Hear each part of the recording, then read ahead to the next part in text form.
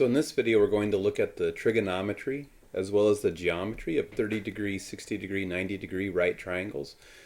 And just like 45 degrees, 30 degrees and 60 degrees play a large factor in the study of trigonometry, and we call them special angles. So the way that we explore a 30 degree, 60 degree, 90 degree right triangle is we start with a 60, 60, 60 degree equilateral triangle with side lengths 1. And we want to also recognize that we could just as easily have labeled this triangle here using radians. So 60 degrees is the same as pi over 3 radians. And if we can't remember that, what we can recognize is that 180 degrees represents the upper half plane. A 180 degree turn gives you an angle in standard position, that's a straight angle. And 60 degrees breaks that 180 degrees into 3 equal sized chunks. So if this is also pi radians, we would need to break pi radians into 3 equal sized chunks. So we could have labeled this triangle using radians just as well. So the first step is you take your equilateral triangle and you drop the perpendicular from any of the 3 vertices. It won't matter. From any of the 3 vertices, drop the perpendicular to the other side. And because we're on an equilateral triangle, this does a couple things for us. One, it bisects this angle. So this 60 degree angle gets bisected into a 30 degree angle.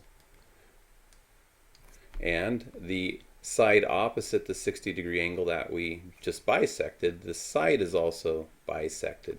So if this full length was length 1, this length is going to be a half. And then we'll throw away half of the equilateral triangle.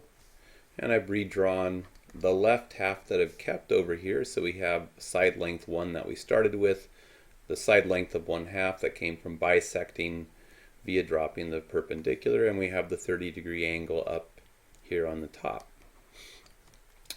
Notice that we know the length of the hypotenuse and leg 1, but we do not know the length of leg 2.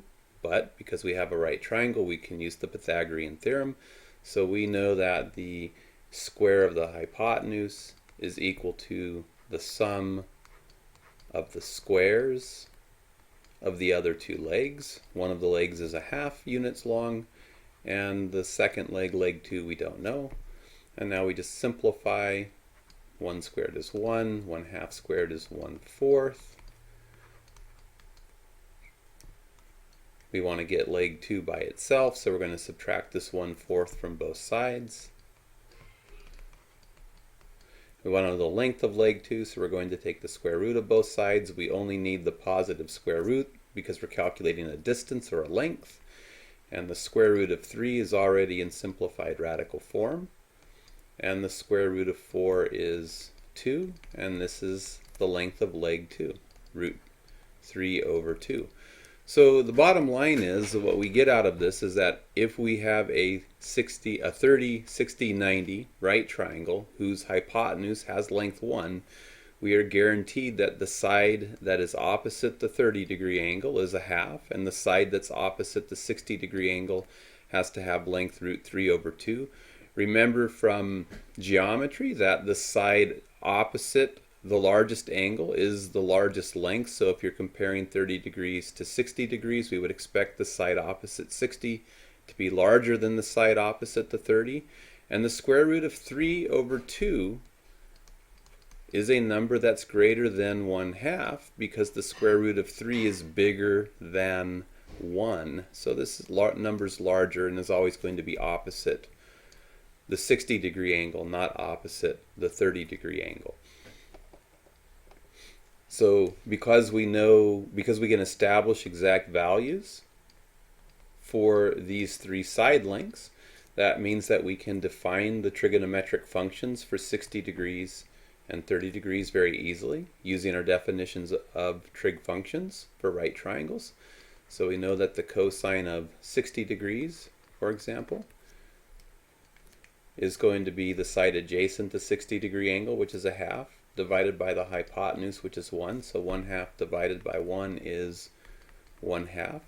And the reciprocal function, the secant function, so secant of 60 degrees is going to be the reciprocal of 1/2, which is just 2. And the sine of 60 degrees is going to be the side opposite 60 degrees divided by the hypotenuse. So we just wind up with square root of 3 over 2 divided by 1, which is just root 3 over 2. And its reciprocal, the cosecant, is now easy to get. We just take the reciprocal of this, so we get 2 over the square root of 3. And again, if you're putting answers into homework platforms on computer-based homework platforms, they usually want you to rationalize the denominator. So we would get 2 root 3 over 3. I don't think it's necessary unless you have a particular reason for doing it. The tangent function, the tangent of 60 degrees, is going to be the ratio of the side opposite, which is the square root of 3 over 2. And we're going to be dividing by the side adjacent, which is 1/2. And we get the square root of 3 over the square root of 1 is the square root of 3. And we get 2 divided by 2 is 1, so we just get the square root of 3. And the cotangent then is the reciprocal of that, which is just 1 over the square root of 3, which we could rationalize if we wanted to. And then we can also go through and get definitions for the 30-degree angle, just sitting up here on the other side. So here's our 30-degree angle, so the cosine of 30 degrees needs to be the side adjacent over the hypotenuse. So we're going to get root 3 over 2 divided by 1 is just root 3 over 2. Its reciprocal is going to be the secant function, so the secant of 30 degrees is just going to be 2 over root 3. And then we could do the sine function similarly. 30 degrees is going to be opposite over hypotenuse, which is just 1/2. Its reciprocal is the cosecant function, so the cosecant of 30 degrees will just be 2, the reciprocal of 1/2. The tangent function at 30 degrees is just going to be the side opposite, which is 1/2, divided by the side adjacent to 30-degree angle, which is the square root of 3 over 2. 2 divided by 2. The 2's are both in the denominator, so they are divided, so we wind up with just 1 over the square root of 3. And the cotangent is the reciprocal of that, so it's going to be the square root of 3 over 1, which is just the square root of 3. That's a horrible square root symbol. So that defines the side ratios for cosine and sine for 30-degree and 60-degree triangles. And in general, you're expected to memorize these side lengths typically. So we could also use what we just did to come up with missing side lengths for right triangles. So again, any 30-degree, 60-degree, 90-degree, any 30-degree, 60-degree, 90-degree right triangle is going to be similar to the 60-degree, 30-degree, 90-degree right triangle whose hypotenuse is 1, and we know that the side length opposite to 60 degrees is root 3 over 2, and we know that the side opposite to 30-degree angle is going to be 1/2. So if we want to find missing side lengths, say I know the hypotenuse of a 30, 60, 90, and the hypotenuse has length 5, and I'm missing lengths 1 and 2. I know by similar triangles that the ratio of leg 1 to its hypotenuse, leg 1 to hypotenuse, is going to equal leg 1 to hypotenuse, so 1/2 over 1, which is just 1/2, and then multiply both sides by 5 to get leg 1 by itself. So we get 5/2 here, and we would play the same game to get the other leg. We would say the ratio of leg 2 to the hypotenuse, here's the ratio leg 2 to hypotenuse for this 30, 60, 90, is the same ratio as leg 2 over hypotenuse for this 30, 60, 90 right triangle. So root 3 over 2 divided by 1 is just root 3 over 2. Multiply both sides by 5, because 5 divided by 5 is 1. We get 1 leg 2 equals 5 root 3 over 2. Or we could be given one of the side lengths like we are here, where we're given side length 2, but we don't know length 1, and we don't know the hypotenuse, but the game would be the same. The ratio of the hypotenuse to leg 2, the ratio of the hypotenuse to leg 2 has to equal the ratio of the hypotenuse to leg 2, so root 3 over 2.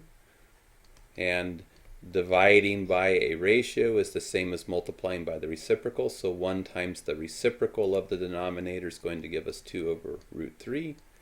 Multiply both sides by 5 to isolate the h, so we get h equals 10 over the square root of 3 units for our hypotenuse. We get, this is 10 over the square root of 3 units. And then leg 1, we take the ratio leg 1 to 5, leg 1 to leg 2. So the ratio of leg 1 to leg 2 should equal the ratio of leg 1